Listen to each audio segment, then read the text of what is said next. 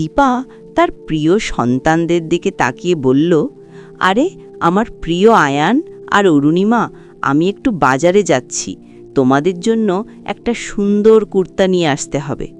তোমরা দুজন বাড়িতে আরাম করে থেকো, আমি কিন্তু তাড়াতাড়ি ফিরে আসব। কোথা থেকে যাওয়া যায়? আয়ানের জন্য কুর্তা নিয়ে বের হই, হয়তো সেখানে ভালো মানের কুর্তা খুঁজে পাওয়া যাবে। আমার কাছে টাকাও খুব কমই আছে, এখন কোথায় যাই? হয়তো কেউ না কেউ সাহায্য করবেই। আমার একটা কুর্তা প্রয়োজন, আমি আপনাকে কাপড়গুলো দিয়ে দিচ্ছি, তারপর আপনাকে কুর্তাটাও তৈরি করে দেব। এখানে তো আমি কোনো কুর্তা দেখতে পাচ্ছি না। নতুন কাপড়ের সম্ভারগুলো উপরে ছোট গুদামে রাখা আছে, আসুন আমি আপনাকে দেখিয়ে দিচ্ছি। কাপড়গুলো আমার বেশ পছন্দ হলো, কিন্তু দুঃখের বিষয় আমার কাছে খরচ করার মতো টাকা নেই। কোনো চিন্তা করো না, তুমি আমার একটি ছোট্ট কাজ করে দিও।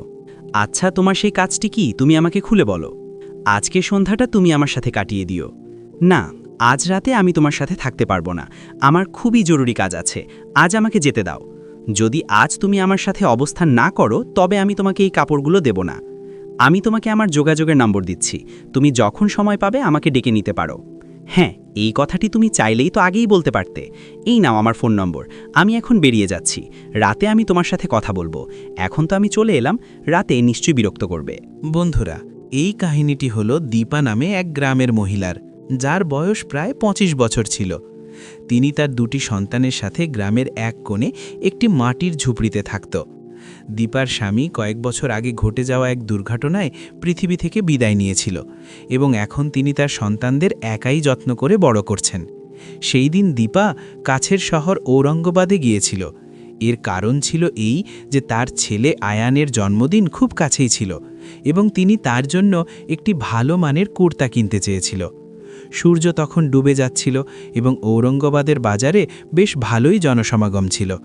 দোকানগুলো বিভিন্ন রঙের কাপড়ে সুন্দরভাবে সাজানো হয়েছিল এবং সব মানুষ কেনাকাটা করতে খুব ব্যস্ত ছিল। দীপা একটি পুরনো কাপড়ের দোকানের সামনে গিয়ে দাঁড়ালো, যেটির নাম ছিল শ্রীরাম বস্ত্র ভাণ্ডার। দোকানটি আকারে ছোট হলেও গ্রাহকে ভর্তি ছিল।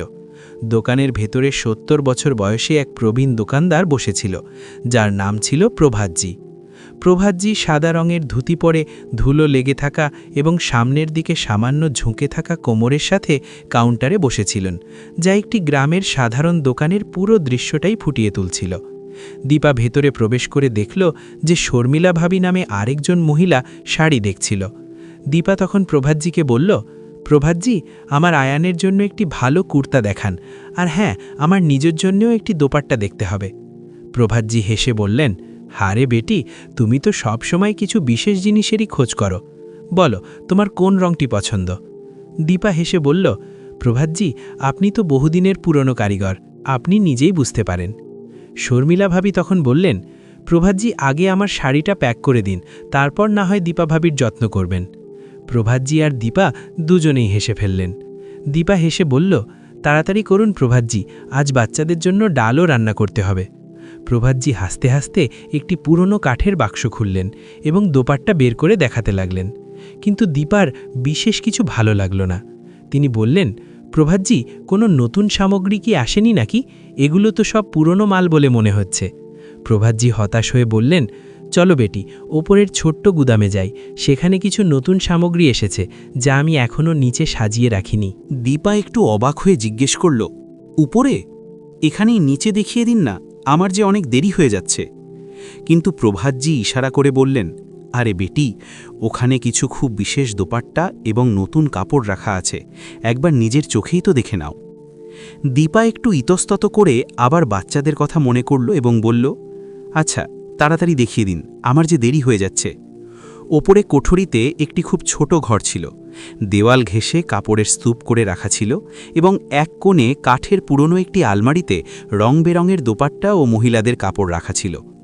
দীপা আলমারিতে রাখা কাপড়গুলো দেখতে শুরু করল।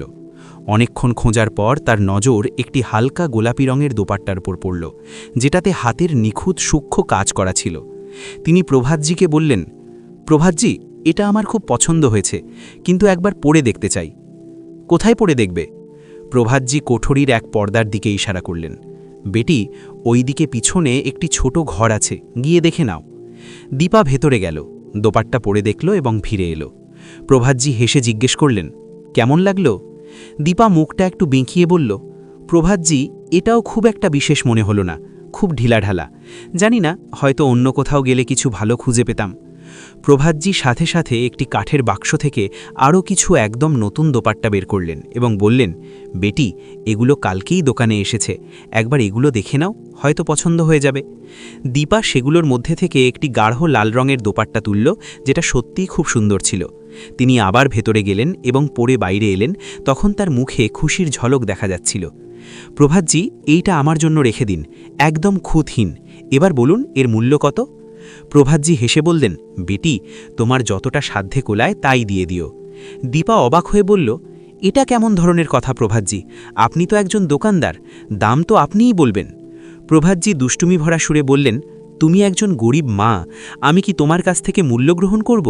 নিয়ে যাও, এটা তোমার পরিশ্রমের প্রাপ্য। দীপার মন আনন্দে ভরে গেল। তিনি আস্তে আস্তে বললেন, প্রভাতজি, আপনার মতো মানুষই এই গ্রামের সম্মানের পাত্র। তিনি কিছু টাকা বের করে জোর করে তার হাতে গুঁজে দিলেন এবং সন্তানদের ছবি চোখে নিয়ে নিচে নেমে গেলেন। প্রভাতজি হেসে বললেন, আরে বেটি, আমি তো মজা করছিলাম। দীপা, এই দোপাট্টার দাম তো মাত্র 1000 টাকা। দীপার মুখটা সাথে সাথে খুব গম্ভীর হয়ে গেল। এই তো বলছিলেন বিনামূল্যে আমাকে দিচ্ছেন, আর এখন 1000 টাকা চাইছেন। প্রভাতজি কাঁধ ঝাঁকিয়ে বললেন, কি করব বেটি, দোকানের খরচও তো চালাতে হবে। দীপা তখন বলল, তাহলে আমি এটা নিচ্ছি না, আপনার কাছেই রেখে দিন। প্রভাতজি সাথে সাথে বললেন, এটা আর ফেরত নেওয়া যাবে না, তুমি এটা পড়ে দেখেছ এবং আমরা ব্যবহৃত জিনিস ফেরত নেই না। দীপার মুখ রাগে একদম লাল হয়ে গেল। প্রভাতজি, কিছু তো ন্যায় এবং নীতি থাকা দরকার, এই দুষ্টুমি চলতে পারে না। আপনার স্ত্রী বা কন্যাকে ডাকুন, আমি তাদের সাথে কথা বলবো। প্রভাতজি হেসে বললেন, বেটি, তুমি তো আমার বউ নও এবং বউয়ের তো এখানে আসার কোনো প্রশ্নই আসে না। আমি এখন সম্পূর্ণ একা, তুমি বলো এখন কি করা যেতে পারে। কিছুক্ষণ দুজনের মধ্যে খুব তর্ক চলল। অবশেষে দীপা বলল, ঠিক আছে প্রভাতজি, এই দোপাট্টা আমি গ্রহণ করে নিচ্ছি, কিন্তু একটি কথা শুনে নিন, যদি আপনার কোনো কিছু বলার থাকে তবে আগে অনুমতি নিয়ে বলবেন, তাহলে আলোচনা সেখানেই শেষ হয়ে যায়। এই নিন, আমার ফোন নম্বর রেখে দিন, কোনো দরকার হলে কথা বলবেন। প্রভাতজি দুষ্টু হাসি হেসে বললেন, আরে বেটি, নম্বরটা যদি আগেই দিয়ে দিতে তো এত ঝগড়া হতো না। দীপা তাড়াতাড়ি দোপাট্টা তুলে নিল এবং দোকান থেকে দ্রুত বেরিয়ে গেল। বাইরে তখন সন্ধ্যা নেমে গিয়েছিল এবং গ্রামের ধারের তার ছোট ঝুপড়ির দিকে তিনি তাড়াতাড়ি পায়ে এগিয়ে গেলেন। বাড়িতে পৌঁছতেই তার ছেলে আয়ান দরজায় দাঁড়িয়ে জিজ্ঞেস করল, আম্মা, তোমার এত দেরি হলো কেন? দীপা হেসে বলল, আরে বাবা, তোর জন্মদিনের জন্য একটি বিশেষ কাপড় নিতে গিয়েছিলাম, তাতে কিছুটা সময় লেগে গেল।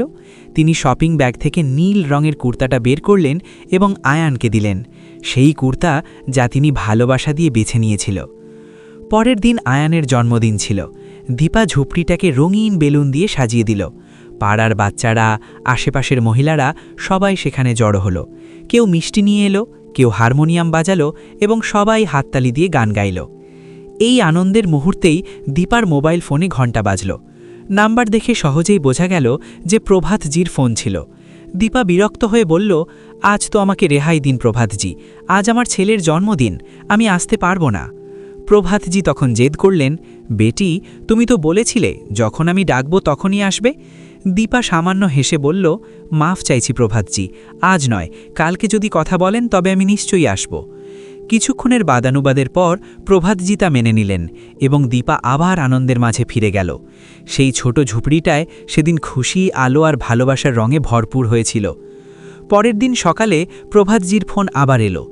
এইবার দীপা একা যাওয়ার সিদ্ধান্ত নিল না এবং তার সখী প্রীতিকে সাথে নিয়ে গেল।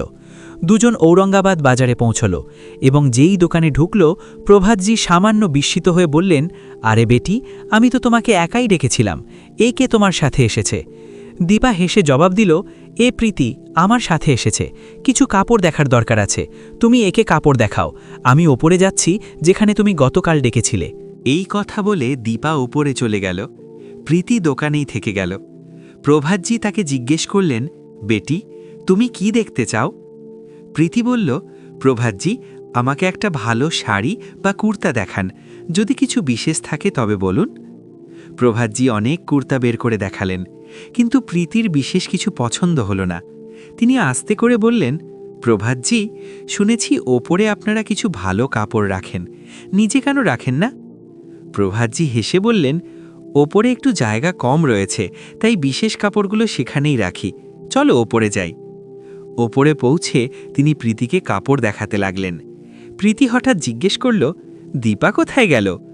প্রভাতজি জবাব দিলেন, হয়তো সে ভেতরের ঘরে গেছে, এক্ষুনি এসে যাবে। কিছুক্ষণের মধ্যেই দীপা ঘর থেকে বাইরে এলো। তাকে কিছুটা ক্লান্ত লাগছিল। তিনি বললেন, প্রভাতজি, তুমি দেরি করে দিলে তাই আমি ভেতরে বসে পড়লাম।